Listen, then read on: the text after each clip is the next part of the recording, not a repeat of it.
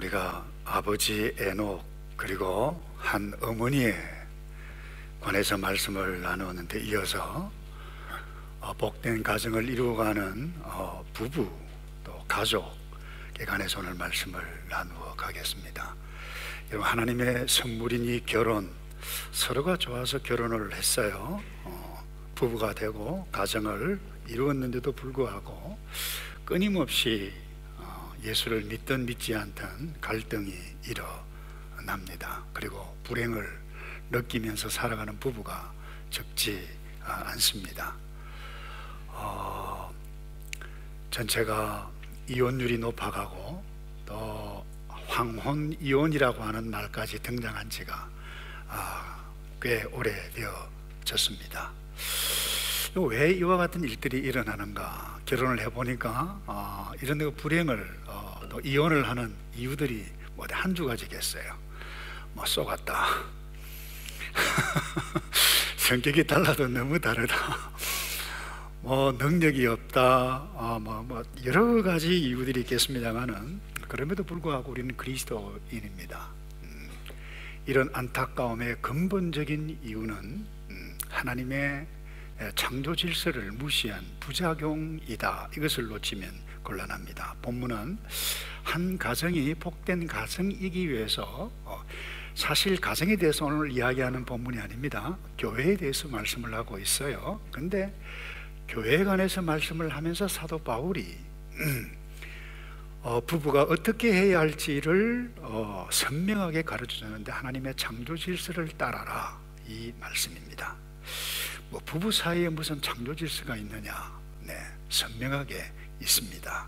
오늘 본문의 23절에 이는 그리스도께서 교회의 머리 되심 같이 남편은 아내의 뭐라고요? 머리. 여자분들은 잘 대답을 안 하시는 것 같은데 남편은 아내의 뭐라고요? 머리입니다. 이게 창조 질서입니다. 그리고 아내들도 모든 일에 남편에게 복종하십시오. 이유는 무엇입니까? 남편이 머리이기 때문에. 그래서 예수 그리스도가 교회의 머리인 것처럼 가정의 아내의 머리가 남편이다라고 말씀을 하는데, 이 의미는 한 가정을 책임지는 자가 남편, 아버지라는 것입니다.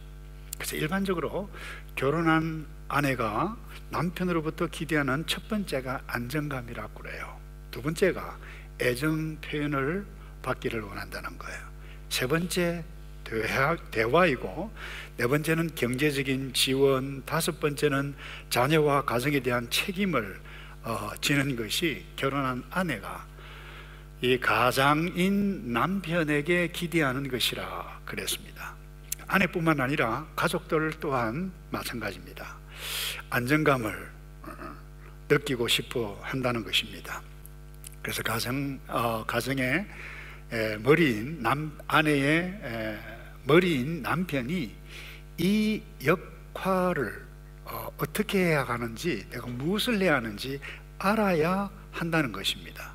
그래서 이 남편의 역할을 행해 가게 되실 때에 아내는 머리인 남편을 따라서 순종한다. 이것이 가정 부부를 향하신 하나님의 창조 질서라는 것입니다. 그래서 남편이 아내를 귀중히 여길 때에 아내뿐만 아니라 가족들이 안정감을 그리고 평안을 누리게 되어지죠. 그런데 실제로 우리가 살다 보면 이러하지 못한 모습들이 우리에게 많이 나타나고 있지 않습니까? 아내가 운전을 하다가, 예를 들어서 그렇습니다, 자동차 접촉 사고를 내서 두렵고 떨리는 마음으로 남편에게 전화를 했는데 첫 마디가 차는 괜찮나? 이 말을 듣는 순간 아내는 내가 이런 남자하고 살아가고 있구나, 살아가야 하는구나 하면 생각을 하면 마음의 수심이 가득하게 되어집니다. 얼굴이 밝지 않을 것입니다. 그래서 아내의 얼굴의 책임은 누구에게 있다고요? 아내에게 있는 것이 아니라 머리인 남편에게 있다라고 하는 것. 자녀가 불안을 느끼고 있는 것도 그 가정의 머리인 남편에게 있다. 이것이 우리를 향하신 하나님의 창조 질서라고 하는 것을 기억해야만 합니다. 구약과 신약 전체를 통해서 말씀해 가고 있어요. 특별히 구약의 호세아 선지자의 아내 고멜이라고 하는 여인이 있습니다. 아주 부정한 여인이었어요. 딴 남자와 바람이 났습니다. 집을 나갔습니다. 그때 하나님께서 호세아 선지자에게 주셨던 말씀이 가서 내 아내를 데리고 오라. 데리고 왔어요. 또 나갔어요. 또 데리고 오라. 기가 막힐 노릇입니다마는 여기서 책임지는 남편이 되는 것, 그것이 곧 하나님의 마음이다 라고 하는 사실입니다. 물론 호세아는 남편인 하나님을 버린 이스라엘을 은유해 간 메시지가 그 메시지입니다마는 남편인 아버지인 그 하나님의 마음이 어떠한지를 보여주고 있다는 것입니다. 뿐만 아닙니다. 부부 사이에 문제가 생겼을 때에 아담이 어떻게 했나요? 아담은 너 어떻게 이 먹지 말라고 한 실과를 먹었느냐라고 했을 때 하나님께서 주신 저 여자가 주어서 먹었다. 비겁하게 처신한 것이죠. 이렇게 비겁하게 처신하지 말고 책임이 누구에 있다는 것입니까? 아담, 남자에게 주었다라고 하는 사실을 인식해야 한다는 것입니다. 뿐만 아닙니다. 가족 사이에 문제가 나타날 때도 머리인 남편은 책임질 줄 알아야만 하는 것입니다. 가슴 아픈 이야기입니다마는 다윗의 아들 압살롬이 아버지 왕권에 대해서 구테타를 일으켰습니다. 얼마나 급했는가 하면 신발을 신지도 못할 정도로 밤에 대신들과 함께 예루살렘 궁전을 빠져나와야만 했습니다. 그 이유가 무엇입니까?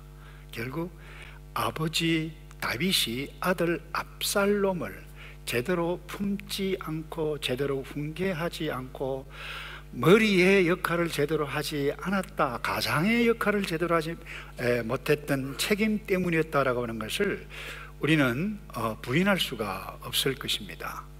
구체적으로 말씀드리면 이렇습니다. 이복 동생 암논이 압살롬의 여동생 다말이 있는데 이 암논, 그러니까 배다른 오빠죠. 아팠을 때에 병문안을 가서 간호를 하는데 희롱을 당합니다. 화가 끝까지 납니다. 이 이야기를 들었던 오빠 압살롬. 그래서 계획을 꾸며서 암논뿐만 아니라 많은 사람들을 죽이는 참사 사건이 일어납니다. 이 소식을 들었던 아버지 다윗 얼마나 화가 났겠습니까? 이해를 해요. 그런데 더 이상 그 아들을 보지 않겠다고 고함을 치고 마음을 품습니다. 이해는 됩니다. 그런데 결국 그 아비의 바른 훈계의 책임은 누구에게 있나요? 다윗의 책임이라고 하지 않을 수 없을 것입니다. 신약의 누가복음 15장에 탕자의 비유가 나옵니다. 아빠가 살아있는데 내 재산 주시오. 가서 모든 것 다 탕진해 버립니다. 그런데 집 나간 그 아들을 이 아버지는 기다리고 또 기다립니다.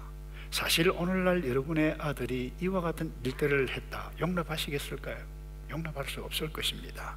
그런데 성경은 예수님을 통해서 가정에 책임지는 남편, 아버지, 탕자의 아버지와 같은 마음, 이것이 하나님의 마음이고 남편의 마음이어야 하고 아비의 마음이어야 한다. 아비가 어떻게 책임을 져야 하는지를 보여주셨다는 것입니다. 이런 맥락에서 바울은 남편은 아내의 머리라고 하는 것을 서신서 전체를 통해서 여기저기에서 말씀해 가고 있어요. 그래서 고린도전서 11장 3절에도 이렇게 말씀합니다. 그러나 나는 너희가 알기를 원하노니 각 남자의 머리는 그리스도요 여자의 머리는 누구라고요? 남자요 그리스도의 머리는 하나님이시라. 이것이 창조 질서이고 권위의 질서라고 하는 부분입니다. 아내는 남편이 머리임을 알고 교회가 예수님께 하나님께 순종하듯이 남편에게 순종하는 것이 하나님의 뜻, 창조 질서라는 것입니다. 근데 페미니스트 내지는 여권 신장 운동을 하는 사람 이 메시지를 들으면 무슨 뚱땅치 같은 소리를 하고 있어, 세상이 어떤 세상인데 저렇게 큰 메시지를 하고 있냐 뭐 이렇게 하실지 모르겠습니다. 간이 큰 것이 아니라 저는 정확하게 여러분의 행복, 인류의 행복, 우리 사회의 건강한 사회, 건강한 가정을 위해서 말씀을 드립니다. 현실은 그래요. 남편보다 아내가 학력도 지혜도 지성도 모든 것 똑똑하고 똑부러지게 행해가는 경우들이 적지 않은 경우가 있습니다. 이럴 경우에도 남편이 아내의 머리입니까?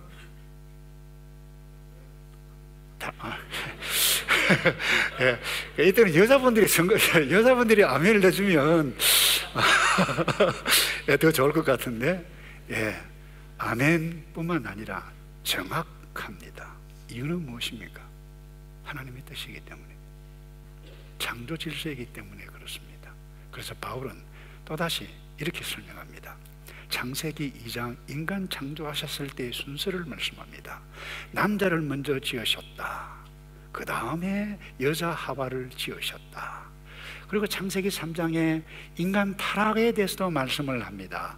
사탄의 유혹에 먼저 여자인 하와가 넘어갔느니라. 이 부분을 두고 사도 베드로도 그렇게 이야기를 했어요. 아내는, 집안에 있는 내 여자는, 내 아내는 더 연약한 그릇임을 알아서 더 귀히 여기라, 보호해 주라, 책임져 주라, 이런 말씀이라는 것입니다. 여러분, 이 하나님의 창조 질서를 무시하는 남자, 무시하는 여자, 여러분, 이것을 역행하면 그 어떤 아내도 불행하고 말 것이고 그 어떤 남편도 불행하고 말 것입니다. 그리고 두 번째로 우리가 함께 나누어 가야 할 부분은 이 건강한 부부, 복된 가정, 복된 가족이려면 가정의 부부 사이에서 있어야 하는 큰 두 개의 기둥이 있어야 되는 똑같은 맥락입니다. 남편은 아내를 사랑하는 것입니다. 그리고 아내는 남편을 존경하는 것입니다. 이것이 사랑과 존경이란 건 부부 사이에 두 기둥이 있게 되어졌을 때 그 집안, 하나님의 창조의 질서 따라 하나님께서 예배해 놓으신, 세상이 아무리 타락하고 힘들어도 거기에 은혜가 있고 기쁨이 있고 위로가 있고 격려가 있고, 불행이 오더라도 이 사랑, 남편 사랑, 남편에 대한 아내의 존경이 있다라고 하면 힘을 얻고 이겨낼 수 있다는 것입니다. 그래서 사도 바울이 33절에 이 부분을 다시 반복해서 정리하죠. 33절을 다 같이 한번 읽어볼까요? 시작. 그러나 여러분도 각자 자기 아내 사랑하기를 자기 사랑하듯 하고 아내는 남편을 존경하십시오. 자, 다시 잊어버리지 않기 위해서 말씀합니다. 이것은 사실 엄밀히 이야기해서 가정생활에 대해서 이야기하는 정확한 본문이다, 그렇게 이해할 수 있습니다만은 더 정확한 것은 교회에 관한 말씀입니다. 이 말은 신앙의 문제이지 부부관계에서만 이야기하는 것이 아니라고 하는 것. 그러니까 하나님의 백성됨을 전제로 하고 이 말씀을 하고 있다라고 하는 것을 여러분들이 놓쳐서는 안 됩니다. 때로는 남편이 아내를 사랑할 수 없는 형편에 처해 있는 경우들이 많습니다. 그건 현실입니다. 그럼에도 불구하고 남편이 아내를 사랑해야 하는 이유가 무엇입니까? 그 이유는 딱 하나입니다. 우리 하나님의 백성이기 때문에 교회에 관해서 지금 신앙에 관해서 영적인 부분을 말씀해 가고 있는 것입니다. 예수님께서 교회를 어떻게 사랑하셨습니까? 몸짓고 피 흘려 모든 것 다 내어주셨고 죽기까지 모든 것 다 포기하셨던 그 사랑, 교회에 주셨던 사랑이듯이 남자도 남편도 아내 사랑하기를 그렇게 해야 한다는 것입니다. 여러분, 혹시 부부 사이에 갈등, 심각한 갈등이 있습니까? 왜 없겠습니까? 괜히 배우자만 보면 짜증이 팍 납니까? 남자 여러분, 그때 정신 차려서 오늘 이 말씀을 쳐다보아야만 합니다. 죄송해요, 더 구체적으로 아내를 보면 밥맛이 없습니까? 근데 여러분, 생각 한번 잘못하면 악한 영에 유혹하는 그 생각에 딱 한번 클릭하면 한순간에 여러분 무너지고 부부가 무너지고 가정이 무너집니다. 악한 마귀 춤추게 하는 가장 어리석은 생각, 어리석은 일이라고 하는 것을 잊지 않기를 바랍니다. 하나님께서는 아내 사랑하기를 죽기까지 사랑하라고 그랬어요. 너는 너 아내의 머리가 아니냐, 너가 책임져야 할 부분이 이 부분이 아닌가 격려하십니다. 여러분, 남편, 서로 배우자는 라이벌이 아닙니다. 경쟁자가 아닙니다. 그리고 두 번째, 아내는 남편을 존경하라고 말씀하세요.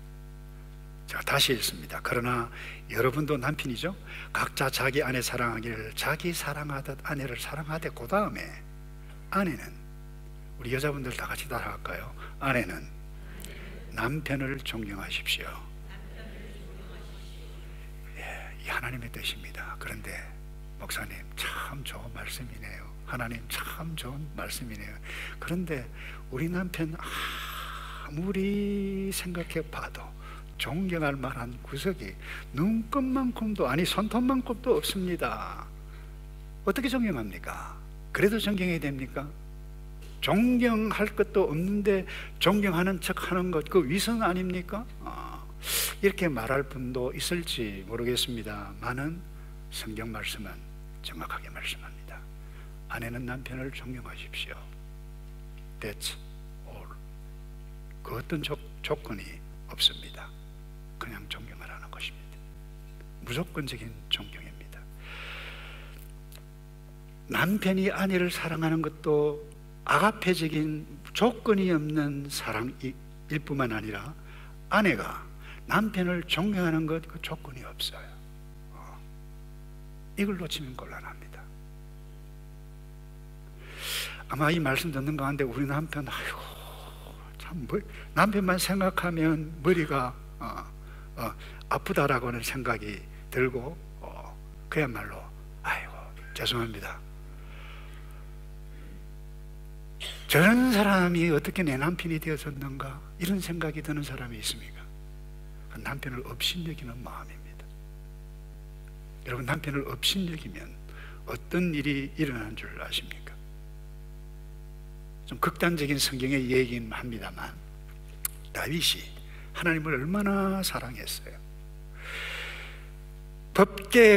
여호와의 법궤가 예루살렘 성전에 들어올 때요, 엄청난 행사를 합니다. 근데 이 다윗이 너무 좋아가지고 춤을 덩실덩실 치는데 속까지 다 보일 정도로. 그래서 이것을 말이죠, 이 아내인 미갈이 그것을 보면서 미갈의 반응이 이러했습니다. 사무엘하 6장 16절입니다. 여호와의 궤가 다윗성으로 들어올 때에 사울의 딸 미갈이 창으로 내려보다가 다윗 왕이 여호와 앞에서 뛰놀며 춤추는 것을 보고 심중에 그를 어떻게 했다고요? 예. 이 아내 마음이, 아이고, 저런 남편을 업신여기는 마음이 있는데 좋은 마을이 나올 수 있을까요? 절대로 그럴 수 없습니다. 근데 다윗이 자기 이제 행사를 마치고 자기 가족들을 축복하기 위해서 갔는데 성경이 어떻게 기록하고 있는가 이랬습니다. 사무엘하 6장 20절입니다. 다윗이 자기 가족을 축복하려고 집에 돌아왔습니다. 그때 사울의 딸 미갈이 나와서 다윗을 맞으면서 하는 말이 이러했습니다. 오늘 이스라엘 왕이 정말 볼만하시던데요. 신하의 계집들 앞에서 몸을 드러내시다나야. 잘한다. 여러분, 업신여기는 마음이 나타났을 때 좋은 말이 나타날 수가 없었습니다. 그런데 성경은 그 다음에 이렇게 기록해 가고 있습니다. 23절입니다. 이 일로 인해 사울의 딸 미갈은 죽을 때까지 자식을 낳지 못했습니다. 저는 이 본문을 읽으면서 와, 무섭다, 이런 생각이 들었습니다. 더 이상 사랑받지 못했다는 겁니다. 물론 다윗의 책임이기도 하죠. 근데 우리 아내 여러분, 여성 여러분들, 이 부분을 하지 않으면 안 될 것입니다. 또 다른 예를 들면 에스더 1장에 여러분 아수의 왕이 황제가 되어졌습니다. 근데 그렇게도 이쁜 이 와스더 왕후죠, 폐위가 됩니다. 쫓겨납니다. 그 이유가 무엇인지를 아십니까? 아수르의 왕이 황제가 되었을 때 너무너무 좋아서 대신들과 7일 동안, 일주일 동안 연애 잔치를 벌리는데 외모 괜찮죠, 마음 괜찮죠, 교양 있죠, 그야말로 소문이 났는데 이 대신들에게 자랑하고 싶었어요. 왕비 좀 올래라고 전령을 통해서 보냈는데 그 사실을 이렇게 표현해 가고 있습니다. 에스더 1장 11절입니다. 와스디 왕비를 왕관을 쓴 차림으로 왕 앞에 데려오게 하였습니다. 와스디 왕비는 보기에 아름다웠기에 그녀의 아름다움을 사람들과 귀족들에게 보이기 위해서 남편이 쉽게 이야기하면 자랑하고 싶었어요. 근데 12절에 내시들이 전달한 왕의 명령에도 와스디 왕비는 오기를 거절했습니다. 그러자 왕은 경로에 화가 불붙듯 했습니다. 그 결과가 무엇입니까? 폐위가 됐어요. 그 덕에 에스더가 왕비가 되는 일도 있었습니다만 기억해야만 합니다. 전문가들은 남자들이 아내로부터 가장 필요로 하는 첫 번째가 무엇인가 하면 존중감입니다.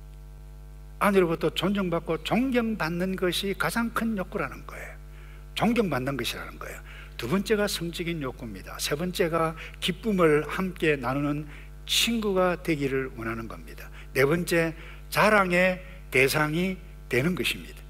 다섯 번째, 가정의 충실함이라고 그렇게 일반적으로 전문가들이 이야기를 해요. 그러니까 이 모든 남편들, 남자들에게서 가장 중요한 것은 세상에 그 많은 사람들로부터 칭찬, 존경 받는 것도 중요하지만 다 받아도 속에 기쁨이 없을 수가 있어요.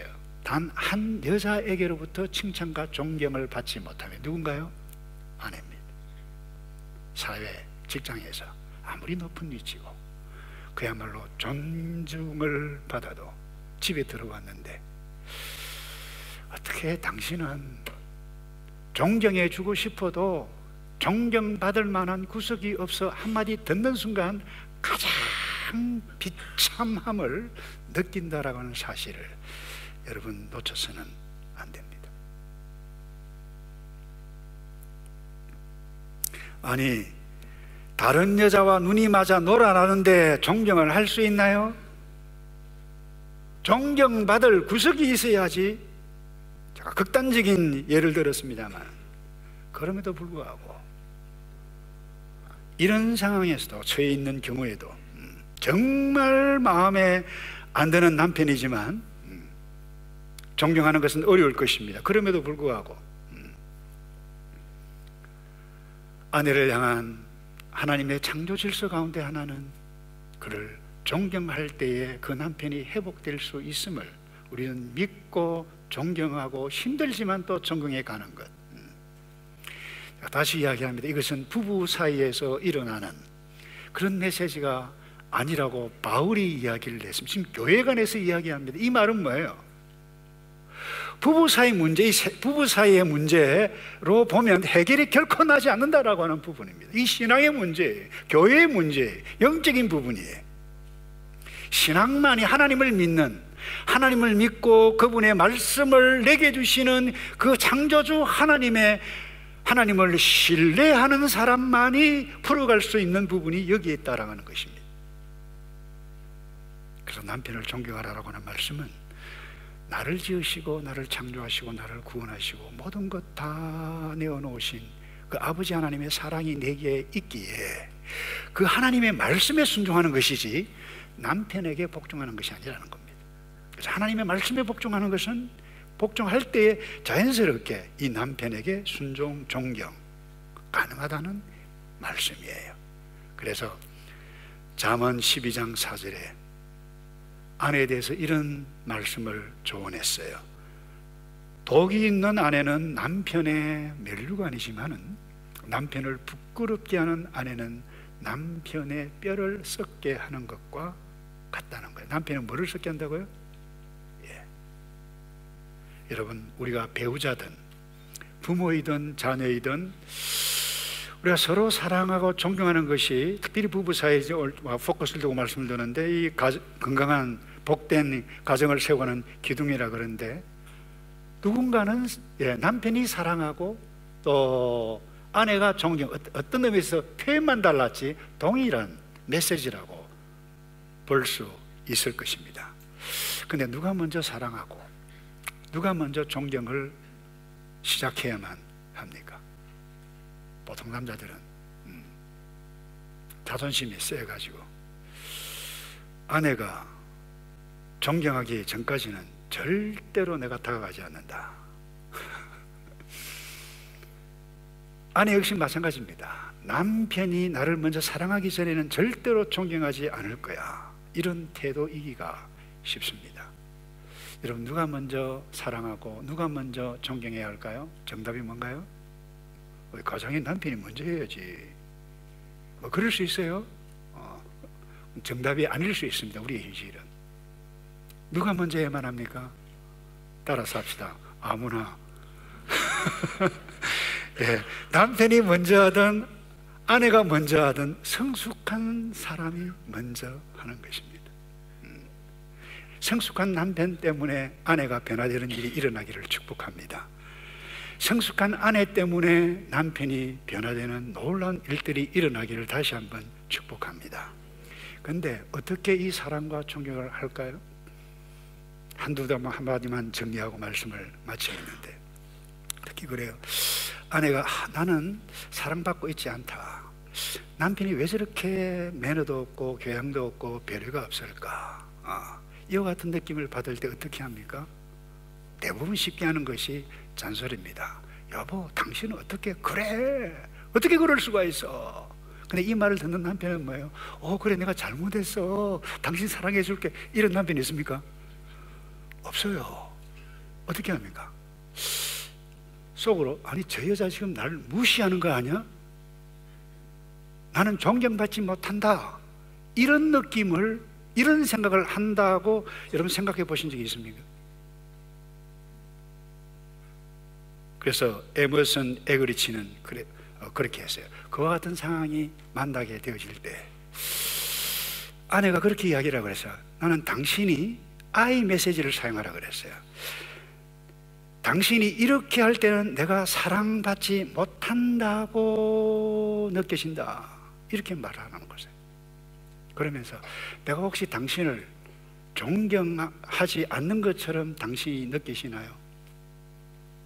그렇다라고 하면, 내가 어떻게 하면 당신을 존경할 수 있을까요? 이렇게 질문을 풀어가라고 하는 것입니다. 남편 역시 마찬가지입니다. 당신 어떻게 나를 이렇게 대할 수 있어? 이와 같은 화법이 아니라, 여보, 당신이 그럴 때 내가 정말 비참하게 느끼신다. 이런 표현을 하되, 혹시 내가 당신을 사랑하지 않았던 것처럼 보였다라고 하면 내가 어떻게 하면 되지? 이렇게 물으라는 거예요. 여러분, 복된 부부, 복된 가정 결코 저절로 오지 않습니다. 가장 중요한 것은 하나님의 말씀에 순종하는 남편, 하나님을 사랑하고 하나님께 순종하는 그리스도인 아내, 이 아이덴티티를 놓치면 곤란합니다. 부부 문제일 수 있습니다만은 교회의 문제이고 신앙의 문제라고 하는 사람, 하나님과 나와의 문제라고 하는 부분입니다. 그래서 사도 베드로도 우리가 고통스러운 상황에서 우리 예수님을 본받아야 할 필요가 있다라고 하면서 이런 말씀을 했어요. 23절에, 베드로전서 2장 23절에 그분은 예수님이죠. 모욕을 당하셨지만 모욕으로 갚지 않으셨고, 고난을 당하셨으나 위협하지 않으셨고, 공의로 심판하시는 분에게 자신을 맡겼습니다. 여러분, 정말 아내 사랑하기 힘들고 남편 존경하기를 힘든 정말 모욕적인 상황, 고통적인 그 상황 가운데서 예수님을 쳐다보자는 것입니다. 나의 시선을 예수님은 어떻게 하셨는가?